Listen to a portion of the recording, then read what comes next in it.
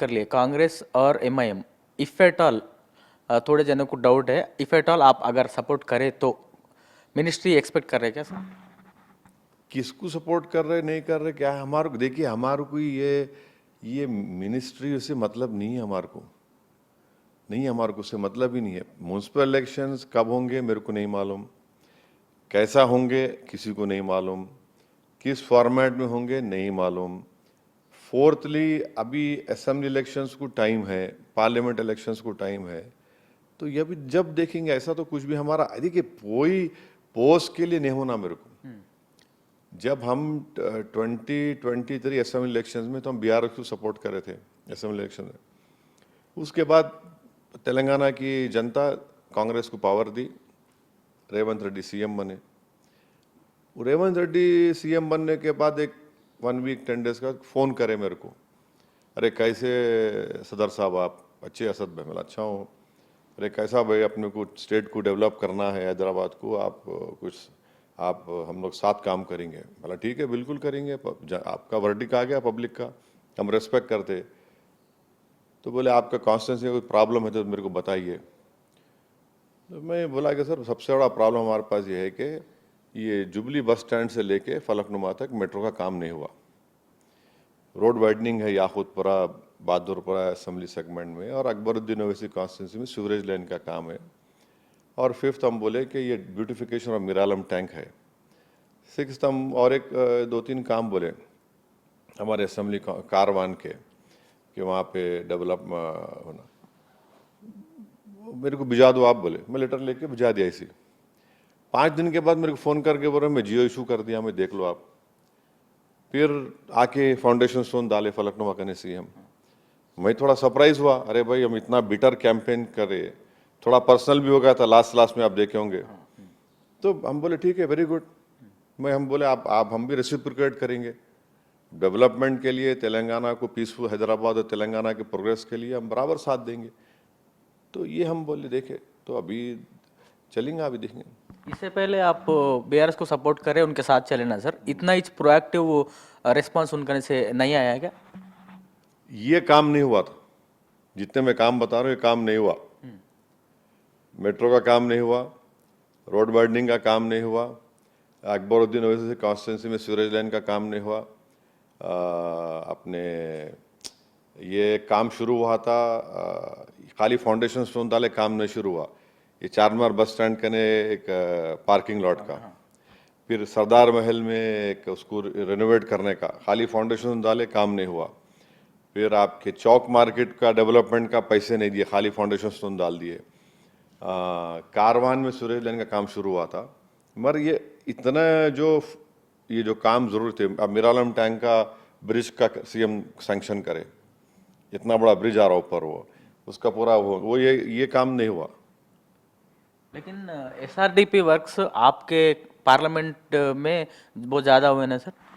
SRDP के works इसलिए कि हम लोग, आपको याद होगा जब फ्लड्स आए थे 2020 में, उससे पहले मैं क्रेडिट दूंगा अकबरुद्दीन ओवैसी को कि उनमें वो विजन था, उन्होंने पूरा पीछे पड़ के वो मुर्गी नाले को बड़ा करे उन्होंने। फिर जब उससे थोड़ा बहुत डिस्ट्रक्शन कम हुआ, मगर ये हमारे बहादुरपुरा कॉन्स्टिट्यूंसी में ये जो हाशिमाबाद का नाला था, जो 2 चेरुओं से आता, उसको फिर हमारे याकूतपुरा में ये काम हमको कराना पड़ा। आज भी एक सेगमेंट बाकी याकूतपुरा में, उसको हमारे को बड़ा करने का है। तो हम लोग बहुत प्रोएक्टिवली करा है। आप देखो सबसे ज़्यादा हम लोग ही पीछे पड़ के उसका इस्तेमाल करें।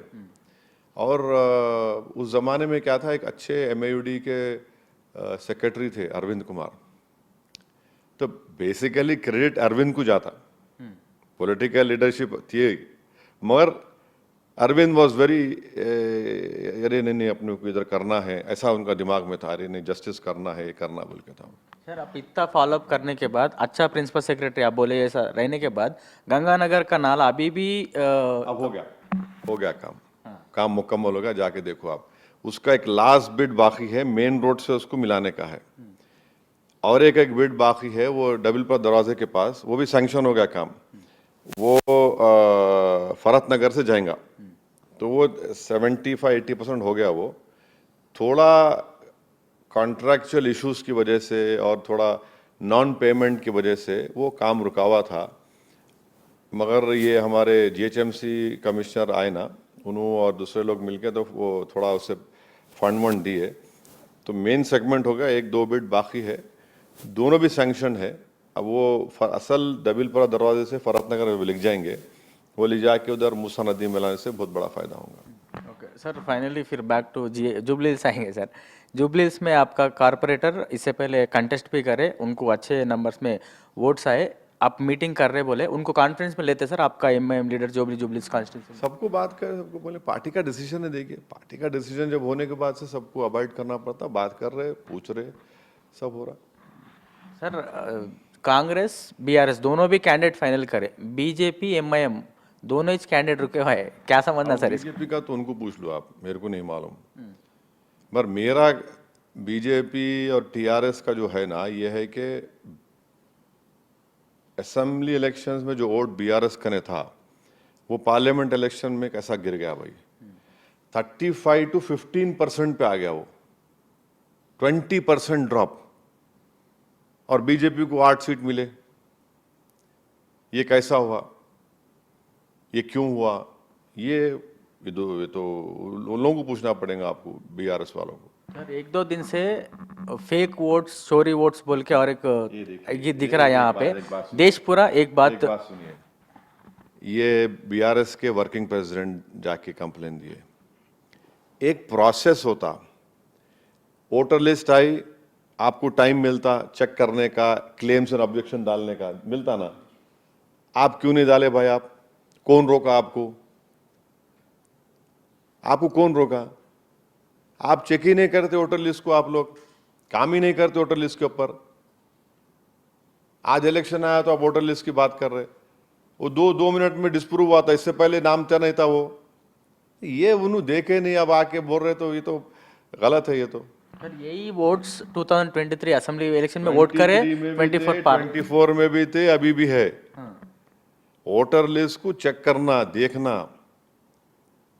अब वो उन्होंने बोल रहे नहीं मालूम, अब उनको ही पूछना कैसा, क्यों बोल रहे, क्या बोल रहे, क्या नहीं मालूम। थैंक यू सर, इतना अच्छा साथ में कोऑर्डिनेशन में चले, all of a sudden.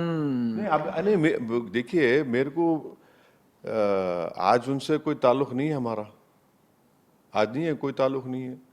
Yes fact है, असेंबली इलेक्शन में ओपनली सपोर्ट करे, पर पब्लिक का कुछ और ही वर्डिक्ट आया, उसमें हम डिनाई नहीं कर रहे।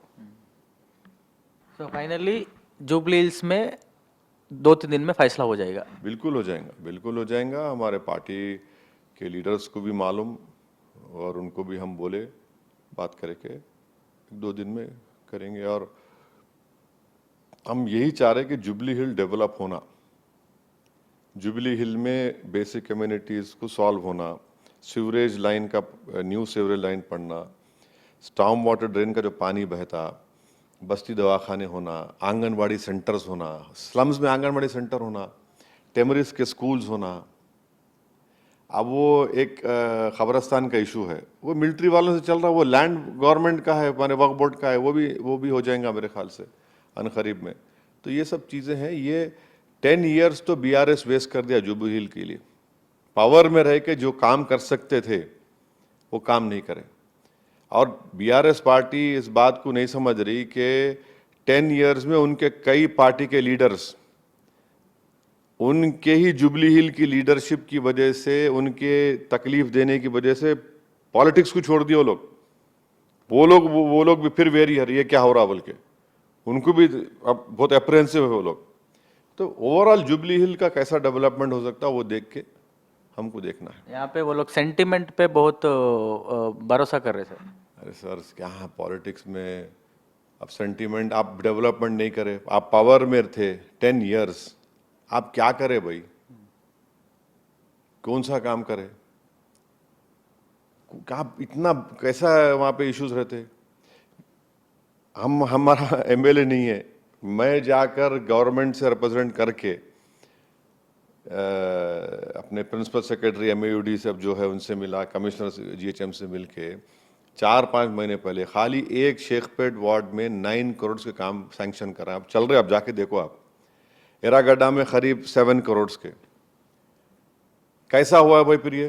आप तो 10 साल आपका एमएलए था, आप रूलिंग पार्टी थे, आप पूरे काम करा हमें। बोराबंडा में 2 दिन काम वहां बोल करा हमें। कमिटमेंट होना ना, खाली जीत के रूलिंग पार्टी है वो बहु हो, ये एक्शन क्या है वो? भाई आपको कोई हीरो है क्या? आप पब्लिक में रहना, काम करना। हीरो बन के थे खाली 10 साल, क्या हुआ? कुछ भी नहीं, 10 साल वेस्ट हुआ जुबली हिल्स के लिए। Thank you. సో ఇది చూస్తున్నాం కదా, జూబ్లీ హిల్స్ నియోజకవర్గం పూర్తిగా వెనుకబడింది. గత ప్రభుత్వానికి హయాంలో ఎంత డెవలప్మెంట్ కావాల్సి ఉండేనో అంత డెవలప్మెంట్ కాలేదు. ఎంఐఎం నుంచి ఒకటి రెండు రోజుల్లో క్యాండిడేట్ నిలబెడతామా లేదా ఎవరికి సపోర్ట్ చేయాలనేటువంటి అంశాలపైన క్లారిటీ రాబోతుంది. ఏదేమైనప్పటికీ హైదరాబాద్ డెవలప్మెంట్ పైన, జూబ్లీ హిల్స్ డెవలప్మెంట్ పైన పూర్తి స్థాయి ఫోకస్ ఉంది. కట్టుబడిగా పనిచేస్తాం, రాష్ట్ర ప్రభుత్వానికి డెవలప్మెంట్తో పూర్తి స్థాయిలో సహకరిస్తాం అనేది ఎంఐఎం అధినేత చెప్తున్నారు. మరి చూడాలి 2-3 రోజుల్లో ఎంఐఎం నుంచి క్యాండిడేట్ నిలబడతారా, ఏ పార్టీ సపోర్ట్ చేస్తారనేది చూడాల్సి ఉంది. ఇది ఓవరాల్గా హైదరాబాద్ డెవలప్మెంట్ పైన, జూబ్లీ హిల్స్ అసెంబ్లీ కాన్స్టిట్యున్సీలో జరుగుతున్నటువంటి డెవలప్మెంట్తో పాటు జూబ్లీ హిల్స్ బైపోల్కి సంబంధించినటువంటి అంశాలపైన ఎంఐఎం స్టాండ్. కెమెరామెన్ పవన్తో శ్రవణ్, బిగ్ టీవీ, హైదరాబాద్.